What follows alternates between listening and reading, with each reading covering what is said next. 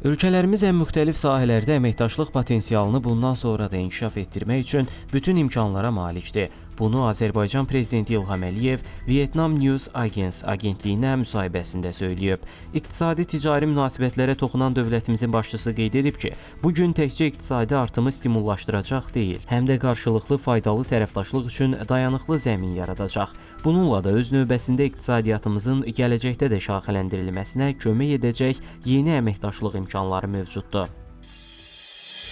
Azərbaycan Respublikası Hindistan Respublikası ilə Pakistan İslam Respublikası arasında gərginliyin daha da artması ilə bağlı narahatlığını bildirir. Bu barədə Azərbaycan Xarici İşlər Nazirliyinin Hindistanla Pakistan arasında gərginliyin artması ilə bağlı bəyanatında bildirilir. Pakistan İslam Respublikasına qarşı bir neçə mülki şəxsin ölümü və yaralanması ilə nəticələnən hərbi hücumları pisləyirik. Pakistan xalqı ilə həmrəy olaraq günahsız qurbanların ailələrinə başsağlığı verir və yaralananların tezliklə sağalmasını arzu edirik. Bütün tərəfləri təmkinli olmağa və münaqişəni diplomatik yollarla həll etməyə çağırırıq, deyə bəyanatda deyilir.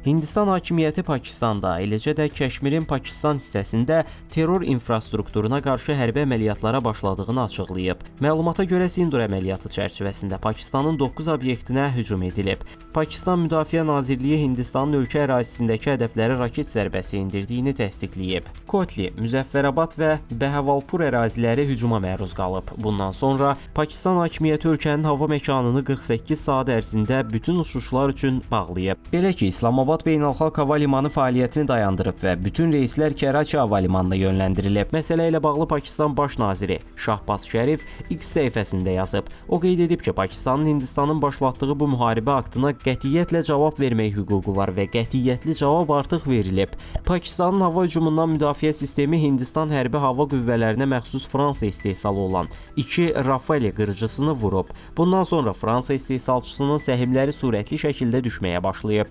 Pakistan ordusunun İctimaiyyətlə Əlaqələr şöbəsinin baş direktoru general-leytenant Əhməd Şərif Çaudri isə bildirib ki, Hindistan hərbi hava qüvvələri gecə hücumu zamanı Pakistanda mülki infrastruktura, o cümlədən 4 məscidə zərbələr endirib. Son məlumatlara görə Hindistanın Pakistan ərazisinə hücumları nəticəsində ölənlərin sayı 26 nəfərə çatıb, 46 nəfər xəsarət alıb. Pakistan ordusunun nəzarət xətti boyunca düşmən postlarına ciddi zərbə vurması Hindistan ordusunun Cora kompleksi postunda ağ bayraq açmasına səbəb olub. Mənbələr həmçinin Azad Cammu və Kəşmirdə nəzarət xətti yaxınlığındakı əməliyyatlarda iştirak edən Hindistanın əsas taktiki quruluşu olan 12-ci Piyada Briqadası 9-cu Diviziya 15-ci Korpusun qərargahının Pakistan ordusu tərəfindən məhv edildiyini təsdiqləyib.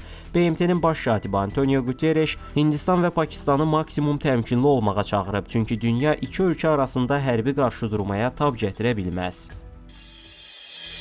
Tavuş vilayətində olan anklav kəndlərimizin qaytarılması istiqamətində daha bir addım atılıb. Bu barədə erməni mediası Tavuş vilayətindən olan jurnalist Voskan Sərkisiyana istinadla məlumat yayıb. Bildirilib ki, mayın 5-də Tavuş qubernatoru Ayıq Qalumyan Ermənistan hökumətinin 23 aprel 2025-ci il tarixli 474 N sayılı qərarı ilə ayrılmış vəsait hesabına vətəndaşlara daşınmaz əmlaka görə kompensasiyaların ödənilməsi üçün komissiyanın yaradılması haqqında qərar qəbul edib. Qubernator özünü həmin komitənin sədri, Tavuş vilayəti administrasiyasından 5 məmuru isə üzv təyin edib. Bəs hökumətin 23 aprel 2025-ci il tarixli 474 N sayılı qərarında nə deyilir? Bununla hökumətin Ermənistan Respublikasının 2025-ci il dövlət büdcəsinin icrasını təmin etmək tədbirləri haqqında 27 dekabr 2024-cü il tarixli qərarın əlavəsinə əlavə və dəyişikliklər edilib. Həmin qərarın ikinci bəndi məxfidir. Bunun bir mənası ola bilər. 2025-ci ilin dövlət büdcəsinə dəyişikliklər edilib ki, Tavuş vilayətindən Azərbaycana verilən ərazilərin sahiblərinə pul kompensasiyası verilsin. Vurğulanıb ki, SSR dövründə Azərbaycan anklavı olmuş, işğal olunan müddətədək Azərbaycanlıların yaşadığı Sofulu, Bərxudarlı, Yuxarı Əskipara kəndləri qaytarıldıqdan sonra bu kəndlərə yollar çəkiləcək. Kompensasiya da o yollara görədir. Təsadüfi deyil ki, son vaxtlar stansiyanın yaxınlığında erməni hərbçiləri əraziləri minalardan təmizləyir və aşkar edilən minalar partladılır, deyə Sərkisyan yazıb.